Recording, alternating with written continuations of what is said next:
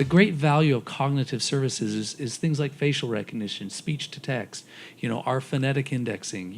We have a whole gamut of cognitive services that are available.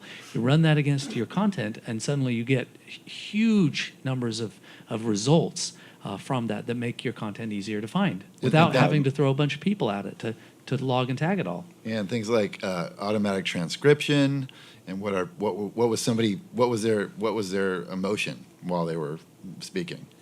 All that stuff can be automatically logged and tagged to the information. So when you're looking for something, you're like, I need a shot where this guy is a little bit more upbeat, and you'll get a list of shots where he was more upbeat, saying the same thing.